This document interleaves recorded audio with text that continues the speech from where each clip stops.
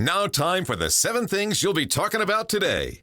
Number 7. It's a 5-alarm fire, guys. The president has a medical condition. It's called chronic venous insufficiency, a condition affecting blood flow in the legs. This has been reported, and he's had some tests done on his heart, I guess, because of this. It is fine, but it can cause some swelling and discomfort due to poor circulation. He's an old man. I mean, that's basically what the deal is. It is not serious, but it's opened the door a little bit to our friends to be like, maybe he's out of his mind. And maybe he's old and dying. It's like, guys, you have no credibility on this. You can't do it. You cannot do it. Quote, for most people, this is not life-threatening. For most people, it's genetic and not a reflection of overall body health. That's going to hurt some people. Sorry, guys. Sorry, this wasn't what you wanted it to be. Sorry. Number 6. Activists are very mad still. Jabari Peoples, the shooting there. They're saying, give us the immediate release of the body cam footage or we are going to shut Homewood down. People are really good at winning friends and influencing people. They're basically ramping up the threats and saying we are going to shut down the city of Homewood if we do not get the videotape, which they should have, by the way. I've made it very clear where I stand on this. It not only should it be released, it should have been released a long time ago. Yeah, but they didn't release it. And now there are threats that if you do not give us what we want, we will wreck the city. Which, is a threat they make. And look, I think they're going to stand by this threat. They're going to try this. They're going to shut Homewood down if they don't get what they want. Do it. Number 5. Guys, emergency here for you, okay? The meth in Birmingham has gone bad, all right? The meth in Birmingham has gone bad. Buy your meth from Hoover. That's where you should be buying your methamphetamines at this point, not from Birmingham. It turns out that if you do meth, it could be bad for you. The Birmingham Police Department is probing allegations of a particularly dangerous batch of methamphetamine that has caused some fatalities, prompting heightened alerts to the community. Now, I may sound like I'm taking this lightly, but this is a serious problem. This could kill a lot of people if there is a bad batch of meth out there. So, I'm going to make a statement here that I want you to take heed of. Let's nobody do any meth, okay? Okay, let's stop doing meth for a little bit. Take some time off of our meth doing and chill out because there's a bad batch out there, okay? You're welcome. Number 4. The talk over raids in the state of Alabama is not over. No. We still have people who are upset that they dare do these raids at all. And I'll remind you, their performative nonsense is phony. And I'll reference a case out of another state where, an American citizen says she was arrested and forced to self-deport. It was all a lie, a scheme. Now they've charged her with making a false report and things like that. But in Alabama, an Auburn restaurant owner has finally surrendered after a bunch of his restaurants were raided with federal search warrants. They weren't just looking for brown people who speak Spanish and make great burritos.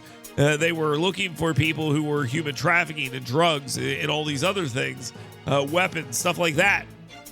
Well, he has turned himself in, and there's an investigation on financial crimes, immigration crimes, etc. He could be facing up to 30 years in prison. And once again, the media said, it's scary. Oh, this is okay. It's fine. Number 3. Tommy Tuberville is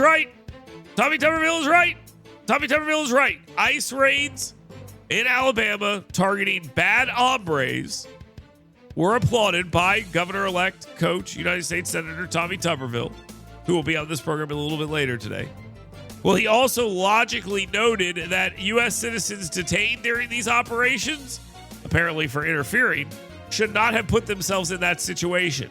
How dare American citizens be arrested during these raids? Well, you don't want illegal Mexicans arrested either, so what are you talking about?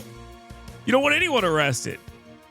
If you throw a tear gas canister at police officers, or you try to fight the cops in order to stand up for illegal immigrants, well, I'm sorry, pal. You might be put in the clink. And Tommy Tuberville's like, oh, well, I guess you shouldn't have put yourself in that situation. You know what? He's right. I agree with him. Good for him. Number 2. Oh, people all over the country gathered yesterday for yet another protest. This one, good trouble. Ooh, look at you guys. You're referencing John Lewis. Ooh, look at you, the congressman. Ooh, make good trouble. Look at you. Did your Social Security check come in? Did it? Yes, it did. Oh, and then you went to the Walmart and you bought some poster board and you wrote resist on it. Did you? Did you go down there and stand in the park for a little bit like a good bunch of old people waiting for your Social Security checks?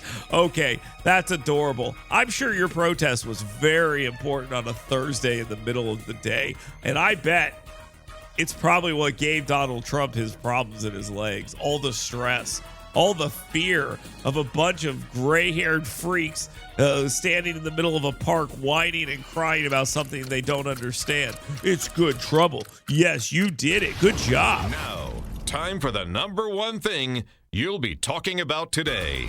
United States Senator Katie Britt, from Alabama, you know her. Yeah, okay. Voiced her support for obtaining transparent and credible answers regarding the Jeffrey Epstein case, emphasizing the importance of accountability. And guess what? Well, Donald Trump continues embarrassing himself over this Jeffrey Epstein thing. He has ordered the release of grand jury testimonies. Now, this is what we were told we wanted. We wanted more information. We wanted more documentation. And now we're told that that's not enough. That is not enough here, guys. You've got to do more. I don't know what are they asking for? They want grand jury document. Do you want videos? I mean, what are we talking about here? They say they're going to release more documentation about the testimony into the deceased convicted sex offender, Jeffrey Epstein, after some of his supporters got mad about it because he handled it terribly. Trump wrote this: based on the ridiculous amount of publicity given to Jeffrey Epstein, I've asked the Attorney General Pam Bondi to produce any and all pertinent grand jury testimony subject to court approval. This scam perpetrated by Democrats should end right now. It will not end right now.